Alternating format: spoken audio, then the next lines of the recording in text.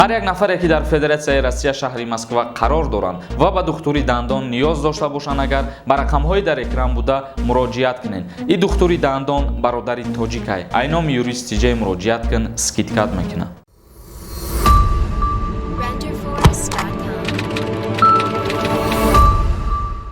ассалому алайкум ба ҳама тамошобинони барномаҳои Сорбон Сафаров канали Юрист Тиҷай. Видеои имрӯзаи мо ҷавоб ба саволҳое ки дар мо равон кардагӣ буден. Пеш аз саволҳоро ҷавоб додан аз ҳаматон эҳтиромона хоҳиш мекунем ки видеоҳои моро то охир тамошо кунен, чунки баъзан саволҳое ҳастае ки мо ба ӯ саволҳо дар видео ҷавоб мегардонем, лекин дар ҳамин видеое ки бо бародарон тамошо мекунанд ҳамун саволҳоро ба мо пешкаш мекунанд. Шурӯъ мекунем хондани комментарияҳоро. Саидзода Маҳмадалӣ навистай: савол: дар Россия ба страховой чӣ хеле касалҳоро бепул табобат мекунанд? Бифаҳмон моро.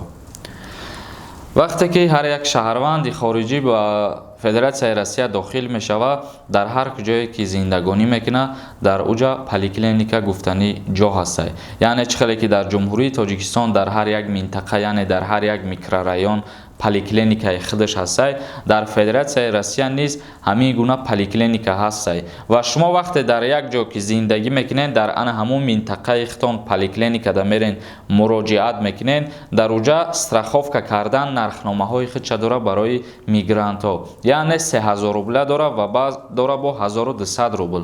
И 1200 рубл фикр мекунам ки дар ягон ҷо ба кор намеояд, просто ради галочка ҳамин 1200 рубл шумо меспоред, чунки ҳамун ҳуҷҷати страховкара шумо дошта бошед, медицински страховкара. Ва ин чизе ки шумо дар ҳолати 3000 рубл меспоред барои страховкаи медицина кардан, агар ки шумо 3000 рубл споридену ҳамун страховкаи медицинатона гирифтен, дар ҳолатҳое ки агар шумо ягон бемор мешен ё ки ягон ҷотон травма мегира, ягон ҷотон мешикана, дар ин ҳолат дар ҳамун поликлиникаи минтақатон ё ки дар ҳамун духтуре ки дар минтақатон ҳастай муроҷиат мекунед, ба воситаи ҳамун страховкаи медицинаи 3000 рубля кардагитон шуморо то 200 000 рубля табобат мекунанд.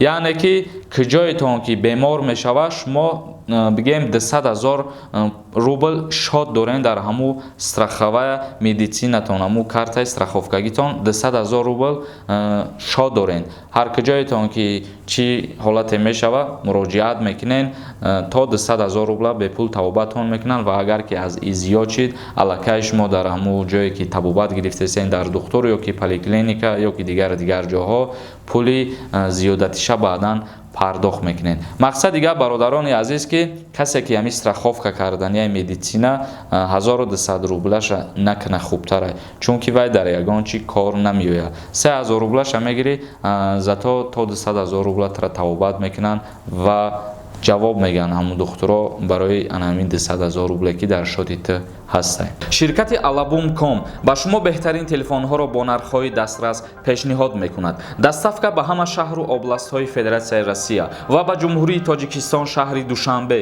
Кӯлоб, Хуҷанд бепул карда мешавад.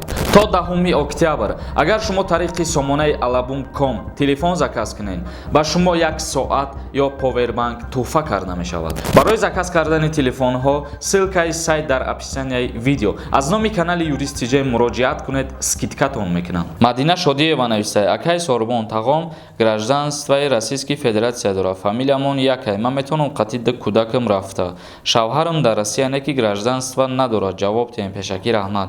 Пештар мешид ба воситаи хешовандон сафар кардан ба Федератсияи Россия, яъне ба воситаи гражданство ё ки вид на жительство ё ки дигар чизҳо мешид Федератсияи Россия посолствоаш дар анами шаҳри Душанбе қабул мекард. айни ҳол мутаассифона қабул накарда истодааст анами чизҳоеро ки мо қайд карда будем бо тавассути гражданство ё ки дигар чизҳо. қабул мекунанд, лекин ҷавобаш ки дер меояд, ба ҳамин хотир рад мекунанд. мерен ариза менависен дар посолство ё ки дар сайти госуслуги Российской Федератсия. ҷавобаш ба шумо 1 моҳ пас меояд ё ки 20 рӯз пас меояд ё 2 моҳ пас меояд.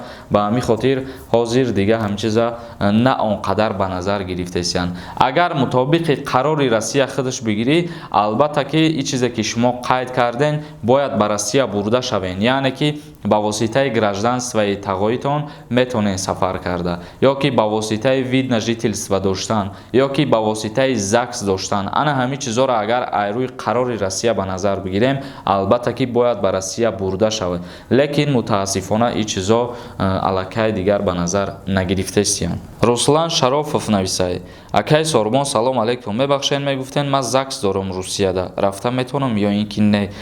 албатта метонӣ. Ана ҳамин саволе ки мо пеша ҷавоб додем мутобиқат дора ба худат ҳамчунин. Ашуров Амиралӣ нависад: салом ака, чанд бора менависам ҷавоб нест, ҷавоб гардонен. Ака, ҳамин шавҳари ма 2.5 сола бе патент кор кардесай, дар Россия омаданиянд, биёянд депорт мекунаншонанд. Вақте рафт Россия документ мекунам гуфтанд депорт будиянд, 3 сола ҳамин хешид ки 2.5 сол дар Россия кор кардесиянд бе документ.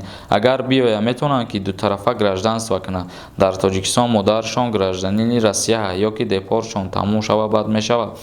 Дар ҳолате ки депортатсияш буд мешава, баъдан мешава. Яъне ки ёзи худат гуфтестай 3 сола депортшон кардагиянд, лекин аз сабаби депорт кардагишонам вайҳо ҳузур доранд дар дохили Россия. Вақте ки депортатсия мекунанд, мо қайд кардем ки ба шумо муҳлат метиҳанд 10 ё 15 рӯз ки аз дохили Россия берун шавен. Лекин дар иҷа шумо гуфтестем ки ваё депорт шидагияну аллакай 2.5 сол мешава ки дар вақти ҳамин депортатсия шидагишон боз дар Россия қарор доранд.